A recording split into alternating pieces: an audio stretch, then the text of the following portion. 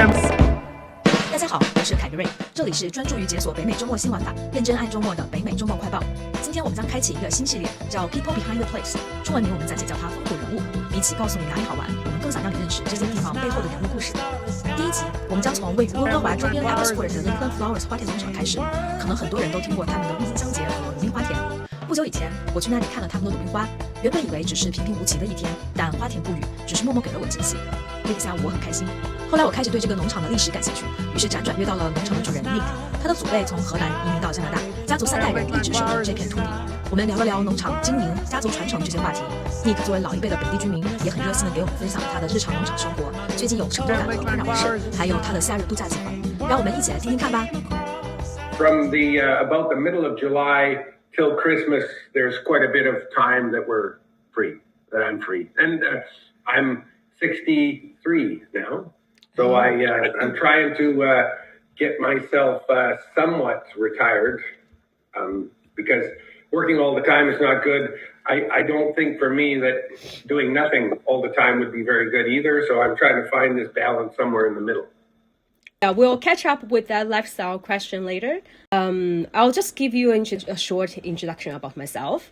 My name is Carrie Zhou, and I run Weekend Express. We cover weekend experiences for Chinese-speaking audience across North America. And this is actually the first interview in our new series. We call it The People Behind the Place. So it's my pleasure to have Lakeland Flowers as our first place to start this series. Yeah, that's great.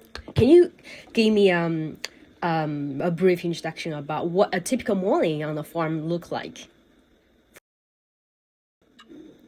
Well, it changes by the season. This is the season where we're harvesting tulip bulbs out of the ground. So yesterday we were digging or harvesting bulbs out of the soil. So I had a crew of guys digging bulbs out of the ground and another crew of guys washing the bulbs. It happens that today we're not doing that. We have a crew of people peeling the bulbs apart and grading them, working in the warehouse. So this morning I got out there a little before 7, and just to make sure that the guys know which varieties, what order to do the varieties in, to check to make sure that there's no problems with the equipment. And we're usually setting up the equipment to do something or taking down the equipment to do something.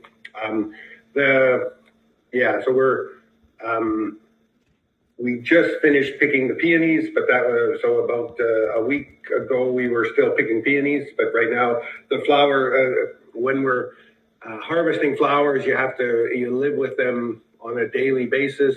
When it gets hot, things go faster. With the bulbs, we don't have to be doing things. We have a little bit more time, a little bit more flexibility with time right now. What has been the hardest chapter and what got you through it? It must have a lot of ups and downs. For example, the COVID. COVID was hard. We didn't get no one on the farm. It was a very risky thing because if some of my workers would have gotten COVID, we would have had to stop working for a while. And there's certain times when you have to harvest things, and if your workers can't work, it would be a really huge problem. But I didn't. My neighbors, one of my neighbors, their crew got COVID and they couldn't work, but that didn't happen to me. For me, the hardest thing was when we had a flood here in 2021. My warehouse had about 1 meter, 4 feet of water in it. We lost a lot of, we lost some bulb stalks. The bulbs we had planted in the field, we lost those. So we had to, it took a year to 2 years to get ourselves back operating normally again. So that was, I would say that was the hardest time. I was actually in Mexico when the flood happened. And we ended up staying I called my neighbors and asked them if there was anything I could come back and do, and they said there was really nothing. So I stayed for another 5 or 6 days in Mexico because it wasn't an enjoyable time, but it was less stressful to be there than it would be to stare at a big lake that used to be my farm. So. Oh gosh. My house, we had to do some restorations in it, but we didn't have to tear down the house, but we had to take out the wet drywall. We had to replace floors and replace cabinets. And in the warehouse, it wasn't an enjoyable time. We replaced a bunch of tractors because the insurance company wrote them off. So some things we fixed, some things we replaced. The bulb stock, so the bulbs we plant in the field, they were all they died. So we had to buy new stock to replace them. We got quite a bit of financial assistance from the federal government, but it's not something I would want to be going through again. It was really, for me, what I had to keep telling myself is that I wasn't going to go broke, and that this would eventually come to pass, and that I just had to do my best to.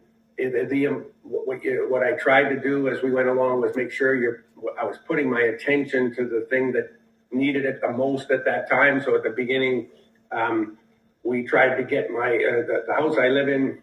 We had to take out all the wet stuff so that it could start drying out. So that was the first thing we did, and then we moved on to the warehouse, trying to start cleaning up the warehouse, and then figuring out which things we could fix, which we couldn't fix, and it was just a long process of going through that.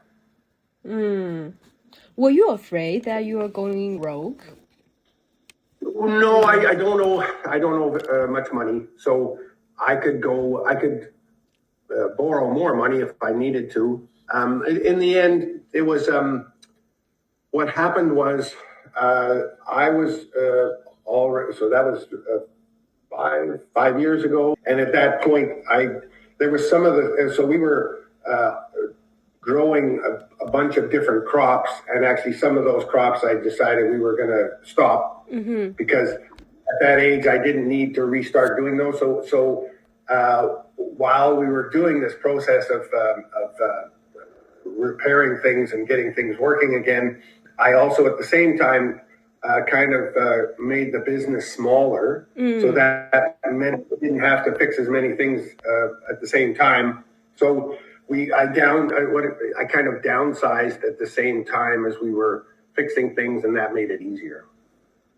I'm so glad you make it through, and I think the farm right now is so beautiful. And I saw on the social media, and I also watched the feedback after I posted the video about I visit the Lakeland flower, and people are all having like positive comments, and they are showing they're willing to go. And I just got one complaint that saying that you were the flower season is too short. I'm like, okay, that's not something we can do. Yeah, we have to live with the seasons, and I think there's a lot of people who don't understand that tulips, they just bloom at a certain time, and there's nothing I can do to change that. We do grow some earlier blooming varieties and some later blooming varieties, but that means that by doing that, we get about a month that we can be open, but I can't make it 2 months. It doesn't work that way. The lupins follow directly or pretty well as the tulips are the show is finishing. The lupins start. So it's kind of the combination of the two works quite well because we can be open through that whole period of time. So we have when we have the Tulip Festival, we try to grow beside it another field that has something called collards, which is a brassica. So we have a second field that blooms yellow at the same time. And with the lupins next year, we're going to try to grow something called Dame's Rocket, which is a purple and white flower. So we have the lupins plus something else beside it.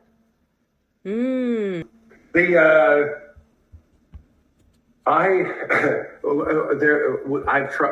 kind of experimented with quite a few different things, and the lupins are one of the ones that look like they're bloom for a long enough period of time. And in the field they show really good because the spikes with the flowers are above everything else. So when you look across the field, you see all of the flowers. Yeah. So it just looks like a good fit. This is the first field of lupins that I've ever grown, and we just seeded them the same way you would seed wheat. We just seeded them in the ground, and it took them 1.5 years to get established. But we didn't know really what to expect. This is the first field I've grown, and we didn't know whether it was going to be like this or not. Oh. So it's kind of a pleasant surprise. We might, the way my farm works, I have 5 different fields, and the tulip bulbs have to move and go from one field to the next every year. We have to have what we call a crop rotation. The lupins are different. They stay in one place. So the way we put the two together is we're going to have the lupins growing in one field for a couple of years. And then when the tulips move through another area, we're going to grow them in another area for a couple of years, or 3 years. So we are going to have 1 more year with the lupins at their present location. And then I'm going to have to start a new field of lupins one year farther on. So next spring, we're going to plant the lupins in the other field, and then we hope to have them blooming the following year. And I'm planning on just increasing the area that we have planted, and we're gonna do it like we do our tulip festival, where we have more walkways to walk through them. Nice. So I'm so looking forward for next year, the new season. Mm-hmm. Yeah, we have. It's funny. We've had a lot. I've been doing the tulip festival for I think 4 years now, and we've got a lot of feedback of it. People being very excited and happy about the tulip festival. This is the first year we've had what we would consider quite good attendance for the lupins, and we do hear from people that some think that the lupins are better than the tulips, or the same. What I would say is they're different. It's hard to decide which one is better, but they are a good show, and we have had quite a bit of good feedback from people who have come to see them. Yeah. And also, I think lupins is relatively unique. I think there are a lot of tulips farms in around the area. I prefer your experience, actually. I don't know. I don't know if you've seen pictures of our fields, but we organize it differently so that usually it's very rare that there's more than 2 rows of any one color in any one place. So. There's more different colors beside each other in our field. And the biggest difference is what we do is we have pathways where people can walk outside of the tulips. And then we put some strings 5 to 10 feet into the tulips.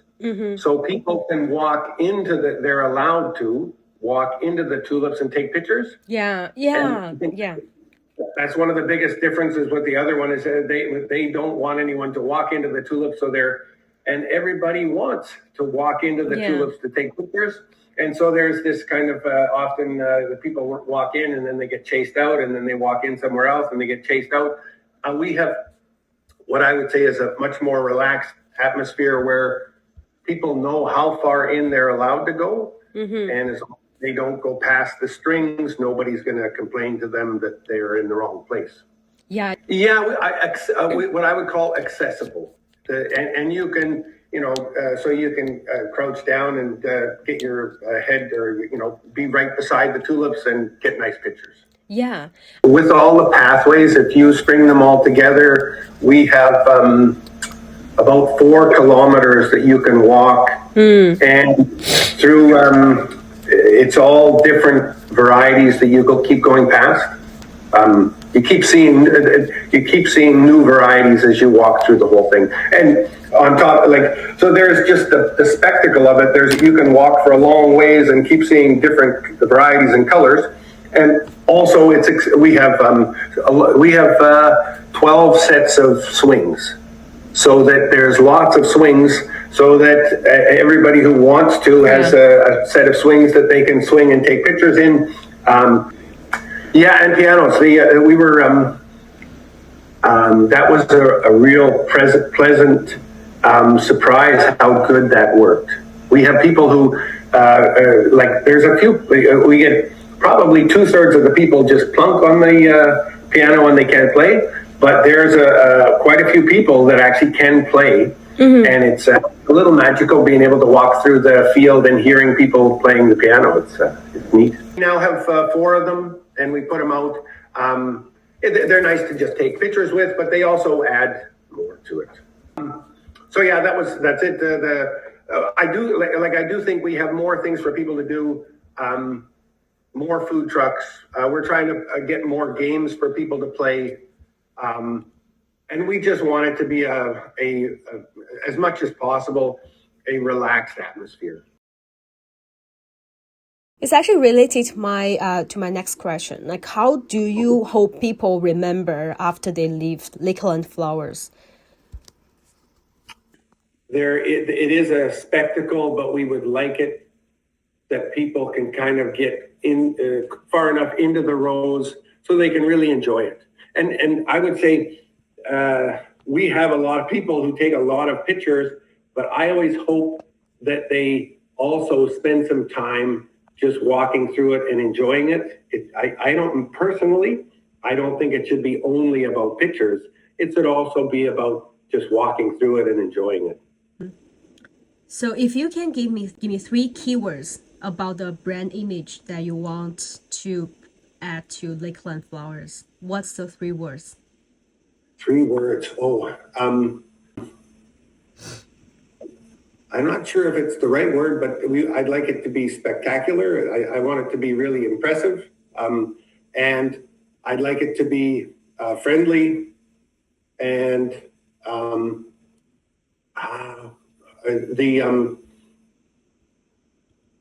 I'm not sure if it's the right kind of word, but well organized. So I want it to be something that is accessible. Is that a better word? Okay. Satisfying. So satisfying, accessible, and spectacular. Okay, good, nice. You must have heard people talking about this a lot, like about the inflation, unemployment. Have you feel that in running the farm, or where does it show up? A lot of my costs have gone up a lot. Things like fertilizer, the price of that one was partly because of the war with Iran. The fertilizer prices have gone up. Fuel has gone up. So some of my costs have gone up.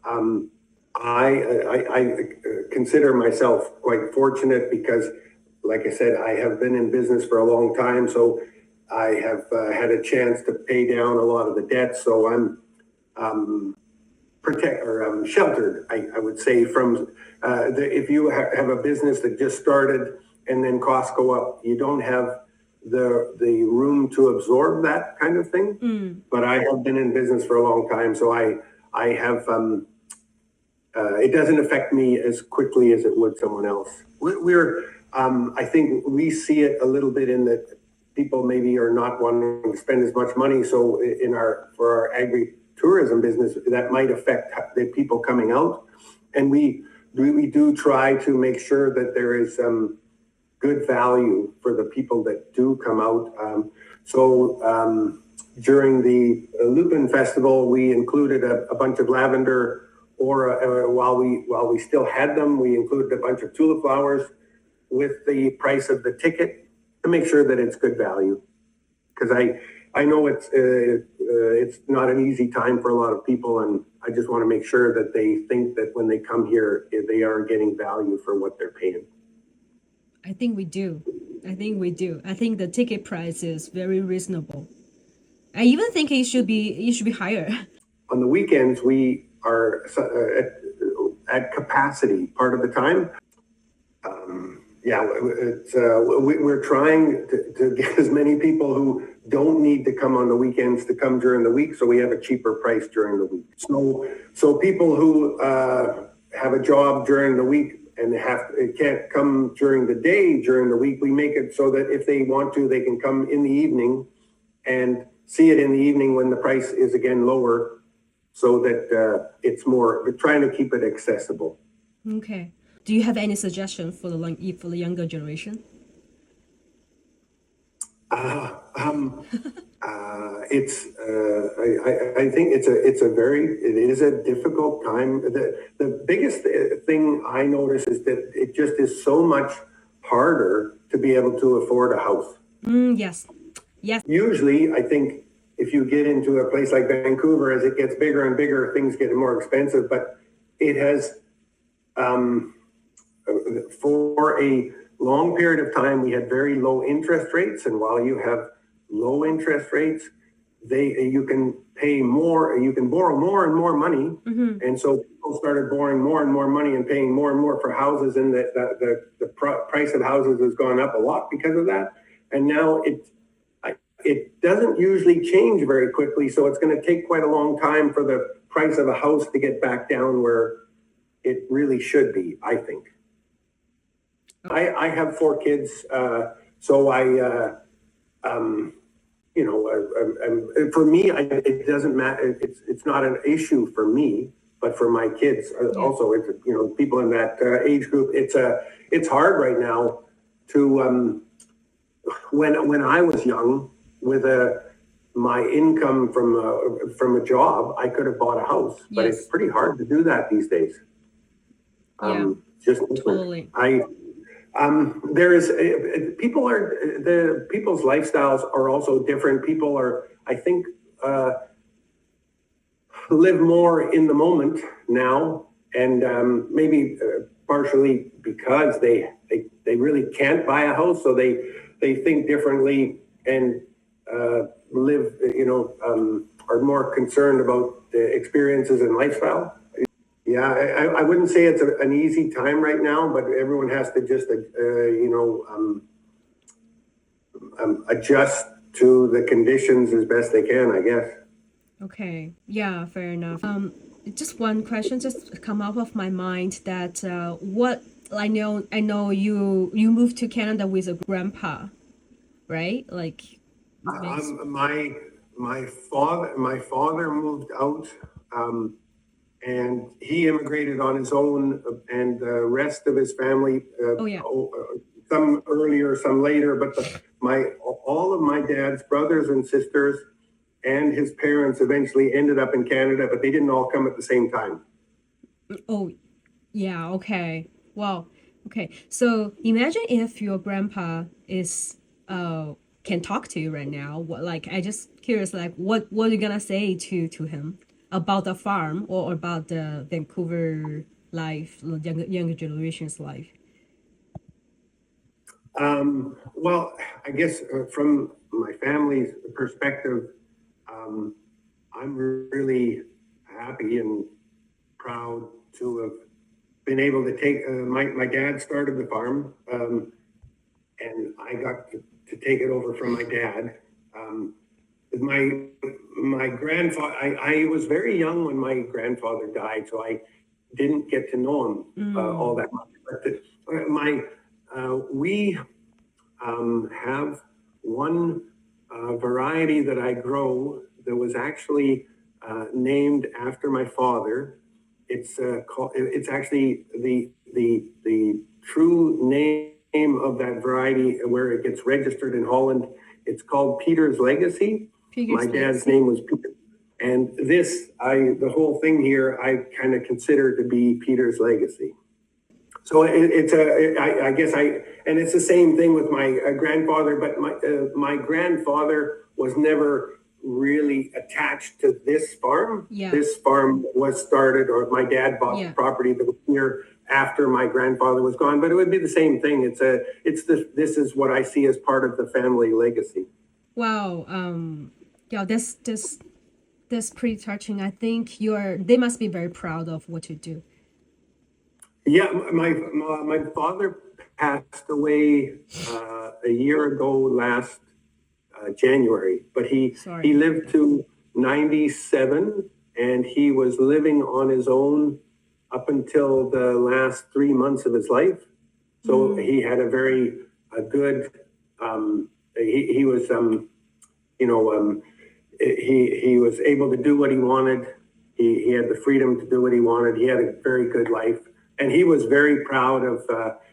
So he started this farm, and I took it over. And he continued working part-time on the farm until he was 87 years old. Oh, wow. Yeah, we have to plant the bulbs every year, and that was one of the jobs that he kept doing until he was 87. He would ride on there's a person who operates the gate on the back of the planter. Yeah. And he would do that job. So he, for all those years, could look at a field that was growing, and he had planted it, so he had his kind of connection to it. So yeah, it was really, and he lived on a house that was 300 meters from the farm. So again, all the way up until he was in his late 80s, he would come by and visit and take a look at what we were doing. He offered me a lot of advice about what I should be doing, and I always I would never disagree with him, but I often had to explain to him what I needed to do first before. He was always pretty smart about what I should be doing, but sometimes there's other things you have to get finished first. Yeah. So I would explain to him the things I was doing, and as soon as I finished those, that I would move on to those the next thing. But it was really nice to be able to operate the farm and have him still be connected to it for so many years. Oh, that's very nice. Do you have anything like family secret farm guides, those kind of thing if you get it from the father, your grandpa, and you will pass to your kids? Well, I wouldn't say it's a secret, but you learn a little bit improvements about how to do what you're doing. There's not very many people growing tulip bulbs in this area, and our climate is different than other areas. So we learn how to adapt what we're doing to our climate and to our soil. So you learn what works and what doesn't work, and I would try to pass that on. I have two of my kids that are somewhat connected to the farm. Okay, that's nice.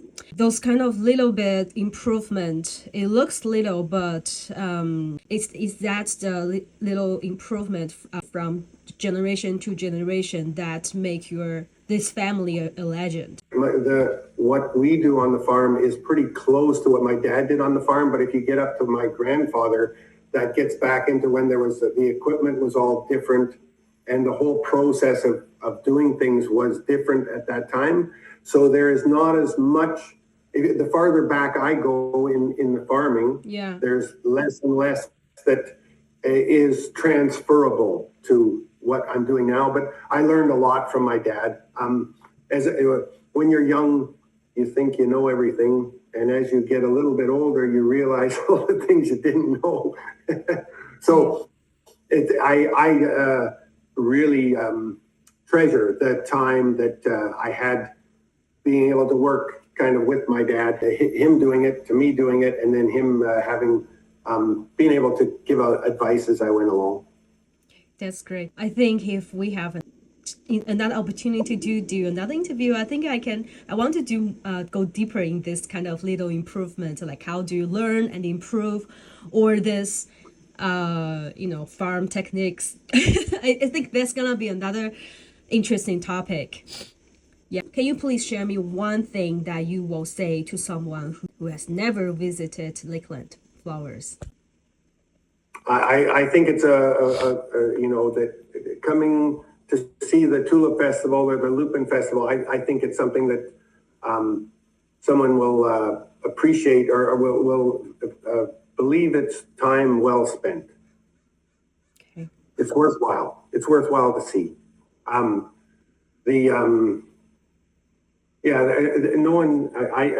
We had 75,000 people come to the Tulip Festival, and I don't know of any that regretted it. We try to do it as much as we can in a way that makes it worthwhile, that people, to make sure people will enjoy the experience. We talk to people who are leaving, who are attending, to find out if there are things that they, that we can do better. We try to keep improving as we go. Just curious, what is something that give you real satisfaction lately, and what's something that has been waiting on you? I'm going to do it in the wrong order, but the thing that weighs on me is since the American government, the way things are, I don't think going very well. I kind of believe that the American system will kind of recover and things will get back to normal. But right now, I'm not very comfortable with the politics in the United States. Yes. Right now, for me, I don't want to travel into the United States because I just don't like the way things are going there. So that's what something that I would say is bothering me. Right now, we're in the middle of harvesting the tulip bulbs, and this is the time of year when I get to see how good a job or how good a season we had for growing, and also how good a job I did for growing. Yeah. So we're now bringing the bulbs out of the field into the warehouse, and we see how big, how much growth we got, and it's been a good growing season. So I'm happy with the crop that we have, and it's satisfying to see them. When they're in the field, you just see a bunch of plants. When you harvest them, we take out the bulbs, so it's a different way of seeing them, and the crop has been good so far, so that's been satisfying. Okay, very nice. Thank you so much for today's interview. I think you have shared a lot with me about your life experience and your perspective about the farming. I really appreciate that.